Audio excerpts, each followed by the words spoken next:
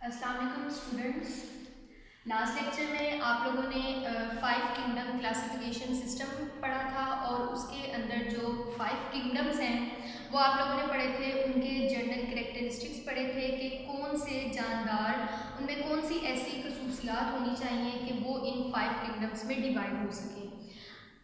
जो सा अगला हमारा टॉपिक है वो एक आपके बुक में सबसे पहले टेबल दिया हुआ है, टेबल नंबर 3.2, जिसके अंदर उन्होंने पिछले 5 किंगडम्स में जो मेन उनके डिफरेंसेस हैं वो उन्होंने लिखे हुए हैं, जैसे कि kingdom मोनरा, protista, fungi, Plantae, animalia.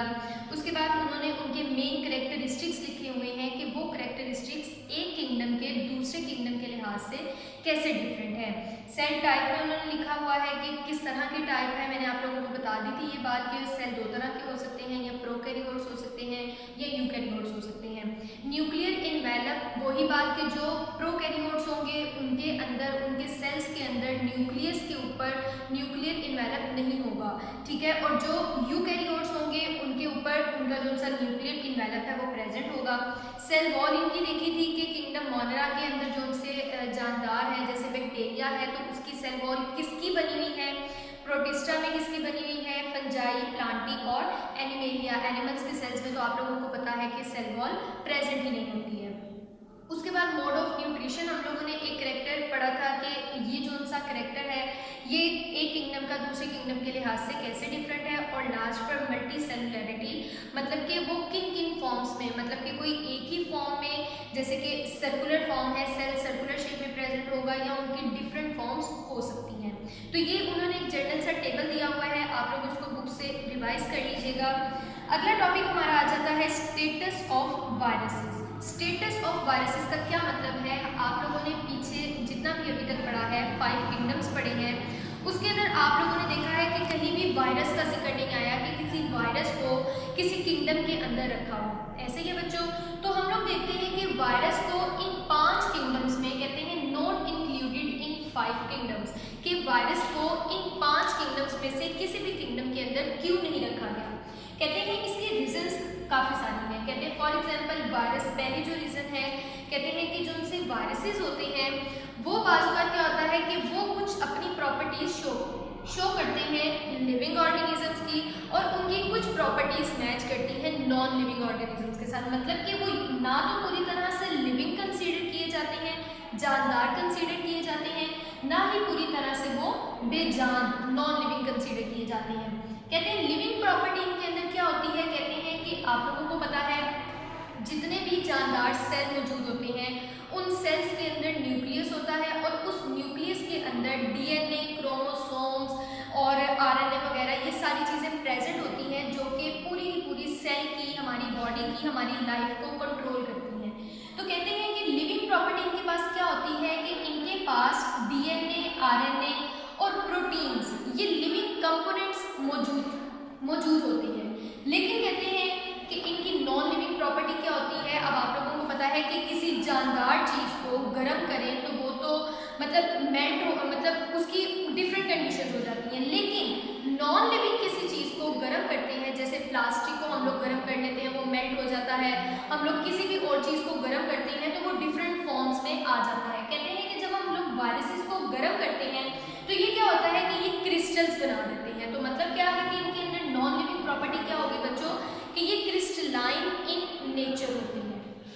कहते हैं कि वायरसेस की एक और लिविंग प्रॉपर्टी क्या है कि ये जो उनसे है सिर्फ और सिर्फ रिप्रोड्यूस। आप लोगों को पता है कि जितनी भी चीज़ें होती हैं वो मल्टीप्लाई, रिप्रोड्यूस होती रहती हैं। तो कहते हैं कि ये सिर्फ और सिर्फ तब ही अपनी तादाद को बढ़ा सकते हैं जब तक ये किसी लिविंग सेल के अंदर मौजूद होते हैं। फॉर एग्जाम्पल वायरस हमारी बॉडी में आता है तो सबसे पहले वो क्या करता है, वो वहाँ पर रिप्रोडक्शन स्टार्ट करता है, हमारी बॉडी में अपनी तादाद को बढ़ाना शुरू करता है, और फिर वो कोई अफेक्ट, कोई जो डिजीज़, जिस डिजीज़ का वो वायरस है वो डिजीज़ कॉज करता है, ठीक है बच्चों।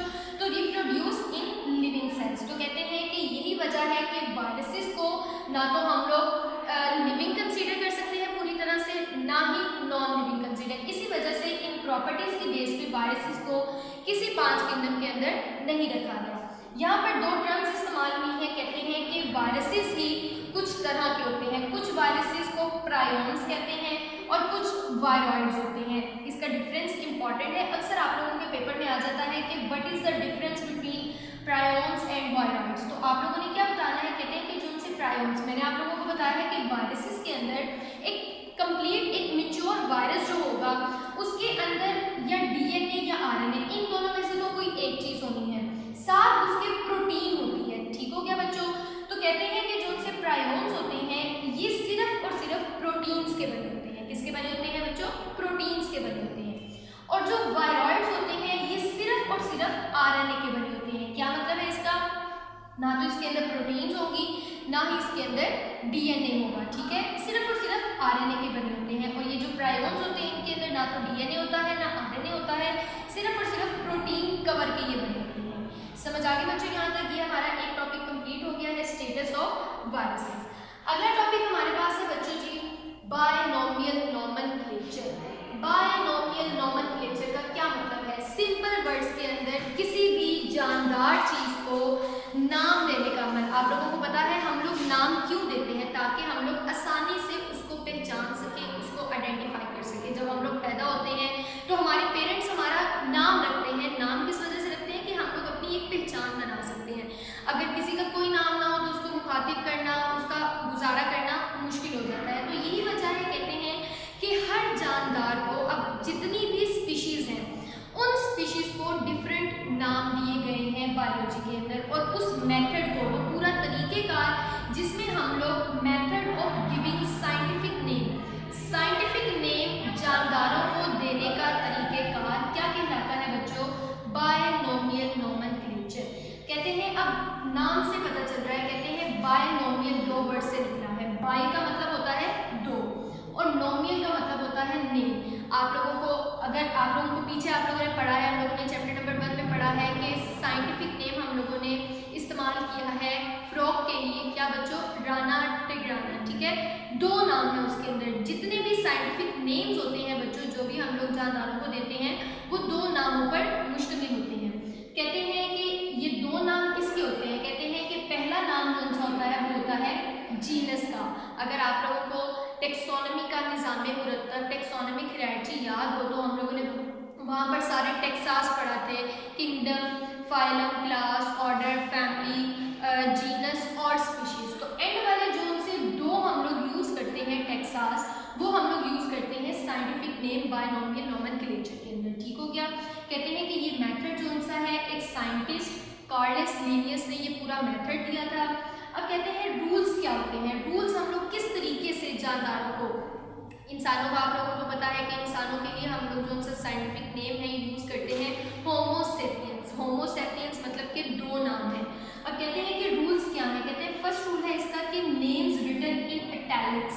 इटैलिक्स का क्या मतलब है? कि हम लोग नॉर्मली जब हम लोग लिखते हैं तो उसको साइंटिफिक नेम को कैसे पता चलेगा कि ये साइंटिफिक नेम है? तो उसको हम लोग इटैलिक मतलब कि तिरछा कर दिया। आप लोग देख रहे होंगे कि इसको जब नॉर्मली लिखा जाता है तो इटैलिक्स में लिखा जाता है तिरछा करके। लेकिन अगर हम लोगों ने अब इटैलिक्स नहीं लिखा जा रहा है तो दूसरा इसका हम लोग तरीके का यूज़ कर सकते हैं कि जो हम लोग नाम लिख रहे हैं किसी भी स्पीशीज़ का, होमोसेपियंस लिखा है तो उसके नीचे हम लोग अंडरलाइन कर देते हैं। ठीक हो गया बच्चों।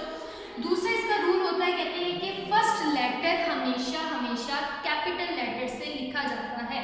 जैसे कि यहाँ पर एग्जांपल देखें, इस्चेरिशिया कोलाई, ये एक बैक्टीरिया का नाम है। बैक्टीरिया का साइंटिफिक नेम है इस्चेरिशिया कोलाई। इसका जो सा फर्स्ट लेटर है वो है जीनस का, और जीनस का फर्स्ट लेटर किससे लिखा गया है? कैपिटल से। और उसके बाद जो दूसरा नेम है कोलाई वो है स्पीशीज का। ठीक हो गया बच्चों। कहते हैं ये जो सा है ये लिखा जाता है स्मॉल लेटर से। तीसरा रूल कहते हैं आपकी बुक में, कहते हैं कि जब एक पूरी सेंटेंस, पूरे पैराग्राफ के अंदर एक साइंटिफिक नेम बार बार यूज हो रहा है तो हम लोग को एक दफ़ा पूरा नाम लिखते हैं। जैसे कि इस्चेरिशिया कोलाई होमोसेपियंस, एक दफ़ा पूरा नाम लिख दिया। नेक्स्ट लाइन में जब हम लोग लिखेंगे, नेक्स्ट पैराग्राफ में जब हम लोग इसको लिखेंगे तो हम लोग फिर पूरा नाम नहीं लिखेंगे। हम लोग अपनी कन्वीनियंस के लिए, अपनी आसानी के लिए हम लोग क्या करते हैं, ई मतलब जो जीनस का नाम है उसका कैपिटल लेटर लिख देते हैं, डॉट लगाते हैं और आगे हम लोग लिख देते हैं स्पीशीज का नाम। तो ये हो गया बच्चों हमारा थर्ड रूल। अब देखते हैं कि ज़रूरत क्या पड़ी साइंटिफिक नेम की। कहते हैं बच्चों इसकी सिग्निफिकेंस में उन्होंने कुछ एक दो इम्पॉर्टेंट बातें बताई हुई हैं एग्जाम्पल्स के साथ। कहते हैं कि बहुत सी जगहों पर ऐसे जानदार मौजूद थे जहाँ पर एक जानदार के मुख्तलिफ इलाकों में डिफरेंट डिफरेंट नाम पुकारे जाते थे। फॉर एग्जाम्पल आपकी बुक में प्याज को इस्तेमाल किया गया। कहते हैं प्याज जो सा एक प्लांट है, लिविंग थिंग है। कहते हैं कि इसका क्या होता था कि हम लोग कुछ इलाकों में प्याज ही कहते थे, कुछ इलाकों में प्याज को प्याज नहीं कहा जाता था, उसको वासल कहा जाता था। कुछ इलाकों में प्याज नहीं कहा जाता था, ना वासल कहा जाता था, उसको वासल कहा जाता था। तो एक ही जानदार के मुख्तलिफ इलाकों में मुख्तलिफ नाम इस्तेमाल किए जाते थे। तो होता क्या था, अब जब साइंटिफिक रिसर्च होनी थी तो नाम से ही उसको हम लोग यूज़ करते थे ऑर्गेनिज्म को। तो इस वजह से क्या किया गया बच्चों के उस जानदार का साइंटिफिक नेम रखा गया। आप लोगों की बुक में है, प्याज की एग्जाम्पल दी हुई है, इसके अलावा उन्होंने फिश की एग्जाम्पल दी हुई है आप लोगों की बुक में। उसके अलावा ब्लैक बर्ड की एग्जाम्पल दी हुई है। कहते हैं कि ये जितने भी ऑर्गेनिजम्स थे एक ही जानदार के मुख्तलिफ इलाकों में मुख्तलिफ नाम इस्तेमाल किए जाते थे। इस वजह से ज़रूरत पड़ी कि हम लोग बायनॉमियल नोमेनक्लेचर को इस्तेमाल करें, उस मेथड को इस्तेमाल करें जिसके ज़रिए हम लोग साइंटिफिक नेम जानदारों को दे सकें। कहते हैं कि कुछ एग्जाम्पल्स आप लोगों की बुक में दी हुई है। कहते हैं जैसे कि अब ऑनियन के लिए उन्होंने साइंटिफिक नेम चूज़ किया इलियम सीका, कॉमन सी स्टार। जी बच्चों, आप लोगों की बुक में कुछ एग्जाम्पल्स दी हुई हैं, 3 मेन एग्जाम्पल्स दी हुई हैं। इसके साथ ऑनियन की एग्जाम्पल दी हुई है, कॉमन सी स्टार जो स्टार फिश होती है उसकी एग्जाम्पल दी हुई है, और हॉर्स क्रो की एग्जाम्पल दी हुई है। कहते हैं ऑनियन के लिए हम लोग साइंटिफिक नेम जो यूज़ करते हैं वो एलियम सीका, मतलब जब भी इसके ऊपर रिसर्च करनी होगी तो हम लोग वहाँ पर प्याज या वासल ये वर्ड्स नहीं इस्तेमाल करेंगे, जो उसका साइंटिफिक नेम है वही इस्तेमाल करेंगे, और उसके ऊपर जितनी भी रिसर्च कोई भी जो चीज़ उसके ऊपर बनानी है, जो चीज़ पेश करनी है वो उसी साइंटिफिक नेम के ऊपर हम लोग बताएंगे। कॉमन सी स्टार के लिए स्टेरिस रोबिन्स और हाउस क्रो के लिए हम लोग साइंटिफिक नेम उसका यूज़ करते हैं कॉर्वस स्प्लेंडेंस। इसके अलावा और भी बहुत से एग्जाम्पल्स आप लोगों ने अपनी बुक में पढ़ी हुई हैं। हम लोग जो सरसों का पौधा है उसका आप लोगों ने पढ़ा हुआ है ब्रासिका कंप्रेस्ट्रेस, हम लोग यूज़ करते हैं उसके लिए साइंटिफिक नेम, उसका साइंटिफिक नेम ही यही है, ठीक है। और इसके अलावा इंसानों का आप लोगों को पता है, इंसानों की स्पीशीज़ के लिए हम लोग होमो सेपियंस इस्तेमाल करते हैं। फ्रॉग का हम लोगों ने बात की, राना टिग्राना। तो बच्चों ये आज का हमारा टॉपिक है binomial nomenclature, important long question, short question और एमसीक्यूज। यही इनकी जो एग्जाम्पल्स हैं कि अनियन का साइंटिफिक नेम क्या है। हर तरीके से आप लोगों का लॉन्ग क्वेश्चन आ सकता है। Thank you students.